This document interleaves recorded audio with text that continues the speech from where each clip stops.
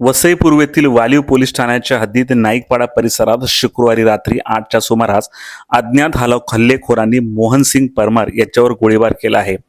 या हल्ल्यात ते गंभीर जखमी झाले असून त्यांना तातडीने धुमाळनगर येथील गायत्री रुग्णालयात दाखल करण्यात आले आहे।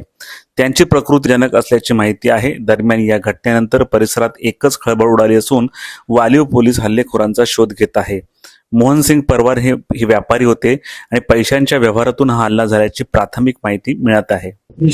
त्या ठिकाणी मोहनसिंग परमार नावाचे एक बिझनेसमॅन आहे, त्याच्यावरती रात्री संध्याकाळी 8 वाजण्याच्या सुमारास गोळीबार झालेला आहे।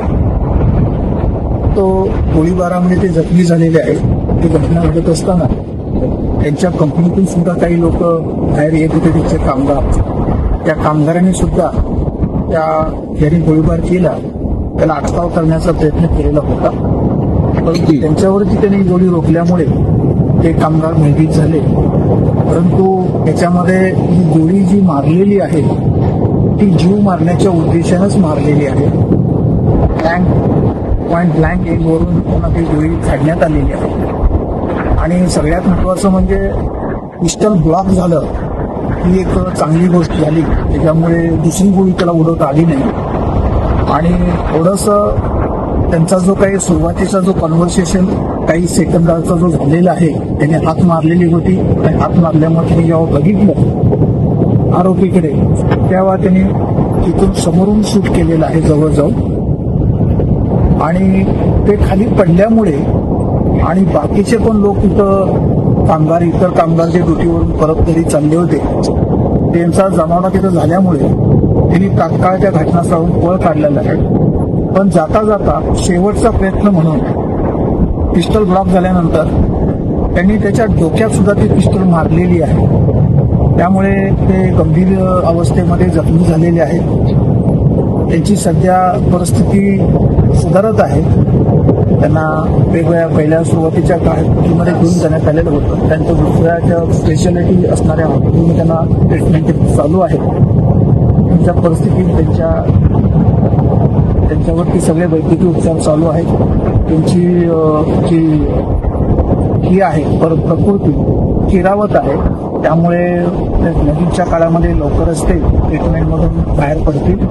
कारण का आता डॉक्टरची उपचार त्यांच्यावरती चालू असल्यामुळे आणि ते सुरुवातीला जेव्हा डॉक्टर ऍडमिट झाले तेव्हा ते स्वतः बोलत होते, पोलीस अधिकारी त्यांच्याशी बोललेले आहेत। त्यामुळे एवढंच एक म्हणता येईल की त्यांचा जीव वाचेल 100%।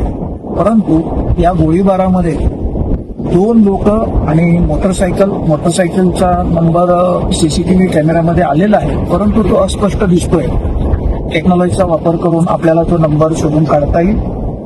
त्याचबरोबर बाकीचे जे काही इलेक्ट्रॉनिक्स डिव्हाइसेस या ठिकाणी वापरलेले आहेत त्याचाही आपल्याला टावर डमच्या माध्यमातून ही माहिती आपल्याला काढता येईल।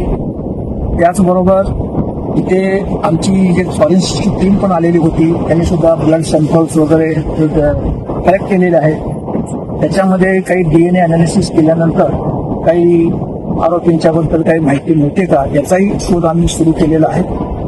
त्यामुळे हा सर्व प्रकारचा टेक्निकल त्याचबरोबर काळाच्या ओघामध्ये जे काही साक्षीदार आम्हाला मिळतील त्यांच्याकडे व्यवस्थितपणे तपास करून या गुन्ह्याचा छडा लावण्याचा सर्वोत्तरी प्रयत्न या ठिकाणी पोलिसांच्या तर्फे चालू आहे।